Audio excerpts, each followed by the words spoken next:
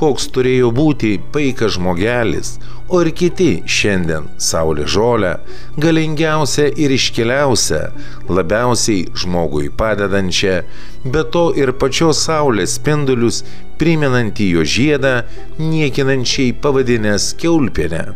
Senovėje ši pačios saulės dukra žemėje buvo vadinama saulažiede, saulažole. Taip dabar ją vadina senosios žolininkės, o iš žiedų pagamintas pienių vynas turi išskirtinį aromatą bei nepaprastą skonį. Taip pat pasižymi išskirtinėmis gydomosiomis savybėmis. Prieš pateikiant svečiam rekomenduojama dekantuoti, ar kitaip tariant, aeruoti, o kaip tai padaryti, netrukus pamatysite. Ketinu dekantuoti raudonąjį vyną, ketinu jį aeruoti. Ką tai duoda? Tuo metu, kai mes dekantuojame, atveriame vyną, vynas yra prisodrinamas deguonies, vynas atsiveria, sušvelnėja jo aromatai, sušvelnėja vyno taninai, aromatas pasidaro intensyvesnis, pats vynas pasidaro švelnesnis, jis nebėra toksai kartus. Taip pat dekantavimo proceso metu naudosiu žvakę. Žvakė reikalinga tam, jog atskirtumėm vyno nuosėdas.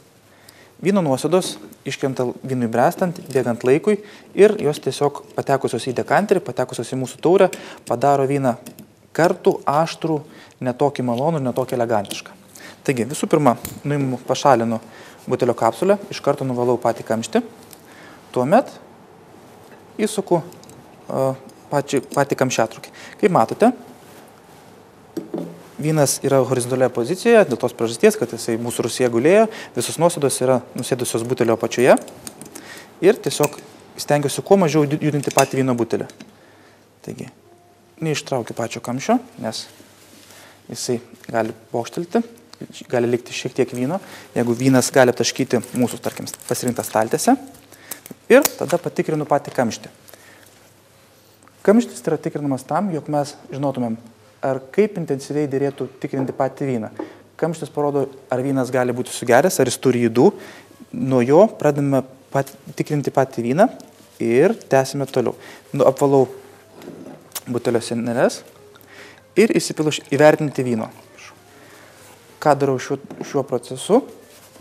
Iš karto vertinu vyno spalvą, žinau konkretų vyno amžių, tada ieškau atspalvių. Bent jau kol kas vyno atspalviai parodo, jog vynas yra subrendęs atitinkamai ir iš karto vertinu aromatus. Bent jau kol kas aromatai nerodo jokių vyno ydų, dėl tos priežasties perpilu vyną į dekanterį.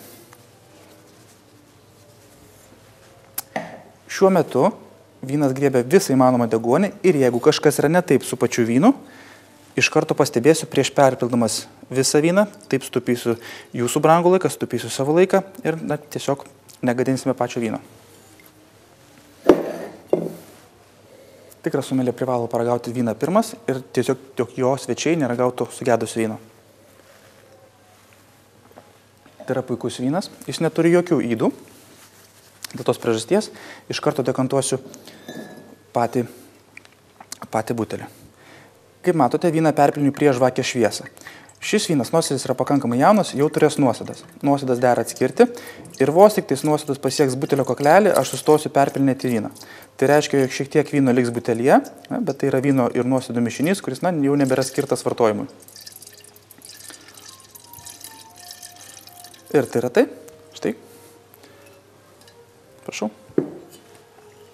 Butelį galime pristatyti svečiui, patiekti jį ant atskiros lėkštutės, o šis vynas yra skirtas jums. Į sveikatą. Lygiai taip pat galime ir dekantuoti baltąjį vyną. Kaip minėjau, vynas yra skirtas jį atverti, jį sušvelninti, pabrėžti jo aromatus. Tokiu būdu dažniausiai nenaudojame žvakės, nes baltieji vynai turi žymiai mažiau nuosėdų arba jų iš vis neturi. Tokiu būdu žvakė mums būtų nereikalinga ir naudotumėm tik tais dekanterį.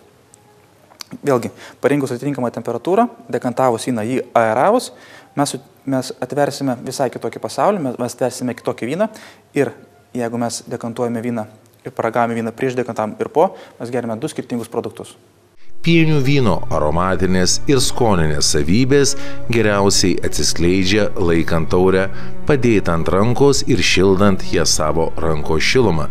Degustuojant šlakelį, ką tik įpilto kambario temperatūros aukštos kokybės pienių vyno, turi jaustis pienės karstelėjimas, o ilgiau palaikius delne, vynui išlikus, pienių vynas turi priminti tikro chereso skonį ir kvapą. Atras pavasarį žiemą su nepaprasta skonio elegancija.